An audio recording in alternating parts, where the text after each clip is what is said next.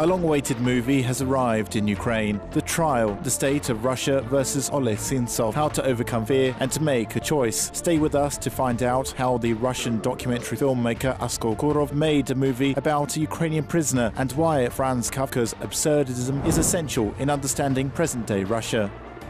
I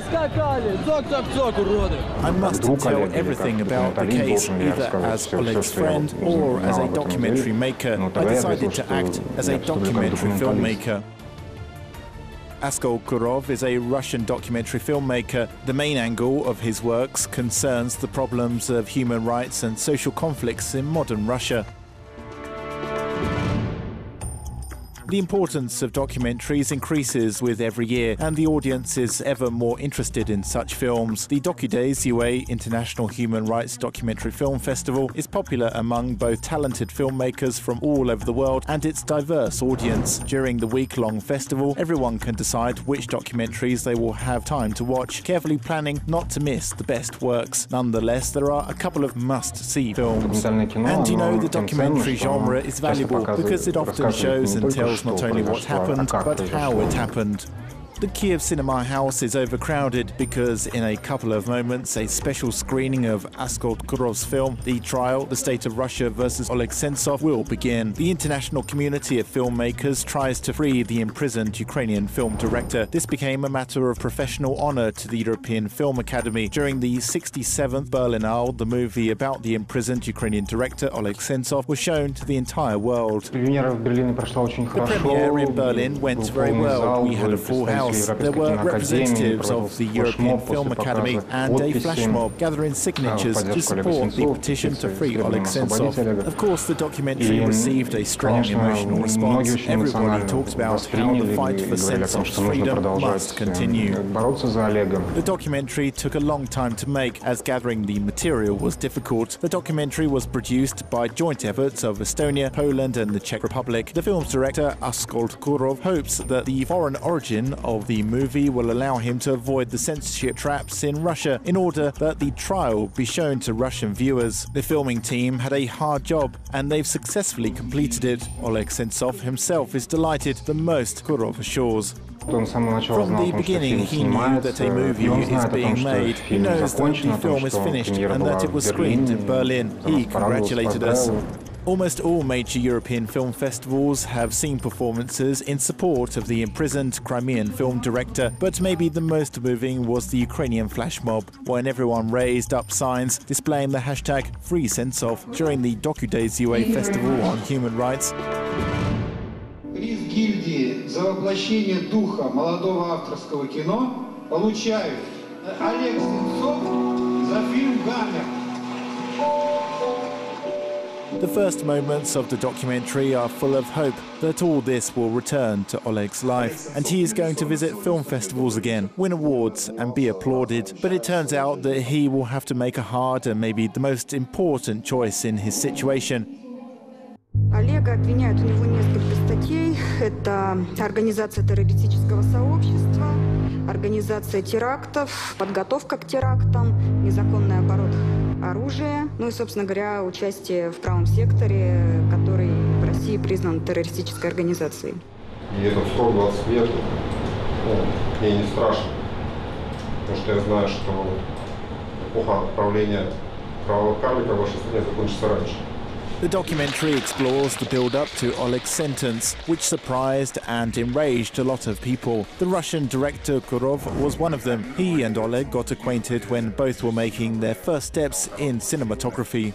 I met him only once in Moscow, when he arrived to the premiere screening of his movie Gamer. The next time we saw each other was already in court. Родился в понедельник, 13 числа. Наверное, того и жизнь проходит весело. In the documentary, Sentsov isn't only shown as a political prisoner. The viewers learn about his childhood, about Sentsov as a person, his dreams and ambitions. Хочу снимать кино. Снова переполняет, а бумага не так выразительна, как кинопленка. The director uses parts of Oleg's narrations, which are voiced over the picture like memories from a happy past. This makes returning to real life even more painful.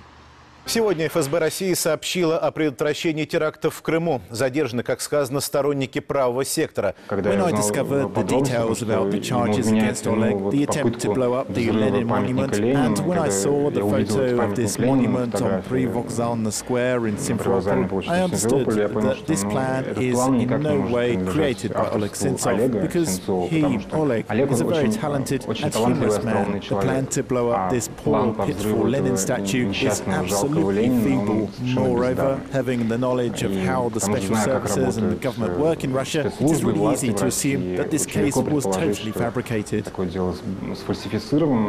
would like to see Oleg released.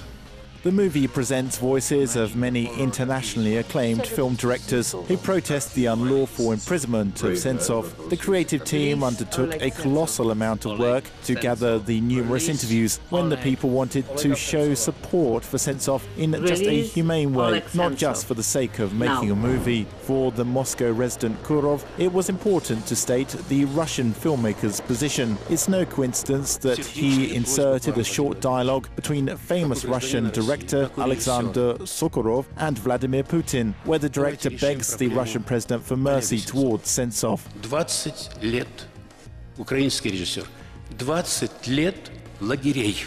Умоляю вас.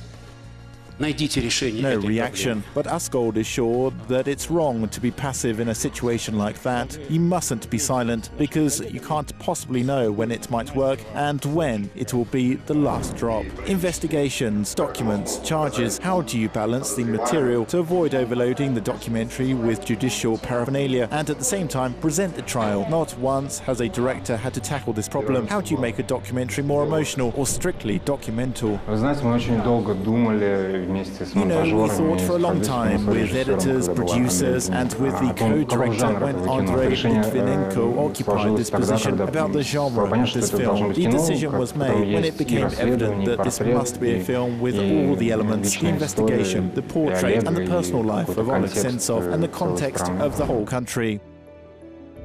The recurring thought of the film is about understanding the scale of the story of the Crimean filmmaker who dared to resist. According to Kurov, the protests and the pressure of the international community can achieve a lot, even the release of the prisoner. We need to maintain constant attention to this problem. Secondly, this is very important for Oleg himself. I just know how valuable our support is to him. He hungrily and meticulously reads all the news about someone calling out for his support. Some fragments of the documentary are all too familiar for many people, but the audience held their breath each time they heard the bold words of Sentsov during the trial.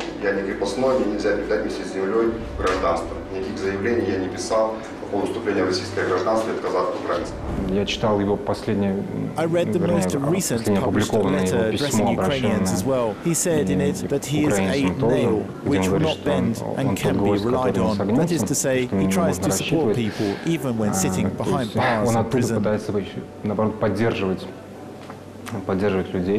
The director Askold Kurov filmed all the sessions in the South Caucasian District Military Court in Rostov-on-Don. Kurov was really looking forward to doing an interview with Oleh Sentsov because it is really hard to make a documentary about a person without direct speech, but it wasn't possible to interview Sentsov. In the film there is not a single direct quote of Sentsov's words. That's strange. In Berlin, during the film discussion, filmmaker Agnieszka Holland was present and said something quite impressive. She said that when she was watching the documentary, she thought this movie was not about Sentsov, but a movie he made for us. And I truly thought that Oleg directed the whole process, including the documentary, when he prepared his speeches. Of course, they were aimed not at the judges or the prosecutors, but at those people who came to listen to him, including myself. I stood there with a camera. The speeches were dramatic, climatic, and contained the whole kit and caboodle of cinematography.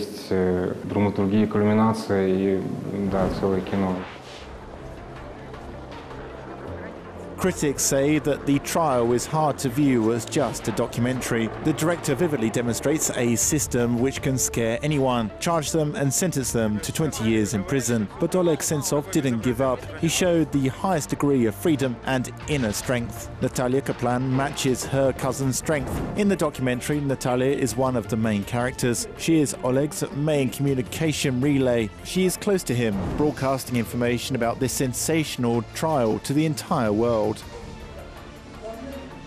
Natalia really did a lot, and she also impressed me with her stubbornness, decisiveness and courage. The documentary is very important for the campaign aimed to free Sentsov from prison. The human aspect of the story is also very important. First and foremost, the fragments with Oleg's mother and children, when the arrival of the filming crew coincided with Oleg's phone call home. Алло, да, сынок, да. Well, as they say, the movie happened. There are moments which cannot be planned in advance. Well, they can be, but I don't shoot staged films. I just watch the characters, the events. I just happen to be there at that moment with the camera. This is one of the most emotionally charged episodes that is shown in the film. Я соскучилась уже. Алина, не плачь, Алина.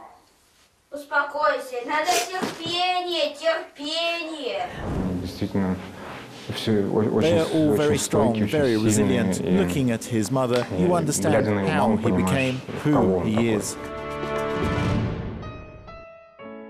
What is the essence of the Sentsov, Kolchenko and other trials? The movie must be a key which allows anyone to ponder the arguments of the defendants in this case, which basically has become an absurd performance.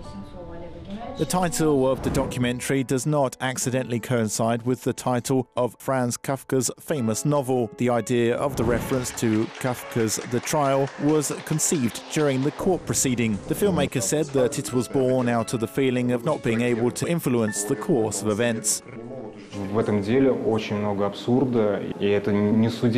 This case is very absurd. This isn't really a court proceeding. This is a totally different process because no legal mechanisms work there. Evidence, defense, etc. There is already a goal, the punishment. You can't do anything about it. How do you fight fate, doom, and this uncontrolled mechanical judicial machine? The court machine exists beyond the realm and logic of evidence. The investigators stated from the beginning that Sentsov will get 20 years for resisting, but Oleg learned to be fearless because he values freedom more than life, namely the freedom of thought and belief. Of course, what matters is the choice and the fear which he overcame, and in his last speech he urged all Russians to overcome that fear. Oleg defeated this inner fear, and when asked whether life or freedom is more important, he chose freedom. Maybe this is what gave him strength. Oleg surprised everyone with the degree of freedom he has shown us and inspired us with. It turned out that he is more free than all of us standing there behind bars. Единственное, что я могу пожелать этой третьей информированной части населения России, это научиться не бояться. Назначить Сенцову путем частичного сложения назначенных наказаний в виде лишения свободы на срок 20 лет в исправительной колонии строго. Askold Kurov's documentary evidently demonstrates that the Russian viewer can see real trials in this movie, while the real ones are being staged. This looked like a theatre performance because it seemed that all the judges and prosecutors are just playing their roles. They don't have any right to decide or to have their own opinion. They were just leading it to an already foredrawn conclusion. I think that this is the very same process that is taking place in Russian society. The filmmaker confessed that this was the hardest documentary he had ever tried to make. It can't be just a movie. The trial, according to Kurov, is an attempt to get closer to the person behind the bulletproof glass, the person deemed guilty. According to his sentence, Sentsov will be free in the year 2034.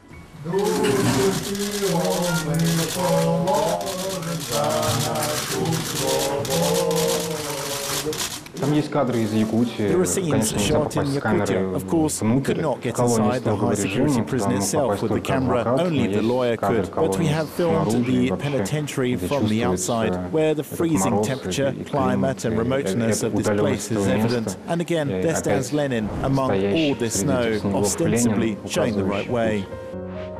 In Yakutia, it's already snowing in August. In winter, the temperature can drop to 60 degrees below 0 Celsius. The imprisoned Ukrainian filmmaker lives in a barrack in the high-security prison, where even letters rarely come through. But Oleg is informed about everything that concerns him, all the solidarity actions, official statements, the appeals of foreign filmmakers. Oleg was surprised by Johnny Depp, who voiced his support for Sentsov. Natalia Kaplan told us about it. Askold Kurov has managed to present the viewer with a dramatic story about the character's fight and his spiritual victory over the enemy. The director found the answer to every artist's painful question. Can cinema change the world and save people's lives from ruin? I'll answer as follows. I do not believe that cinematography has this kind of global power to change the whole world, but I believe that cinema can change a certain people who in turn can change the world for the better.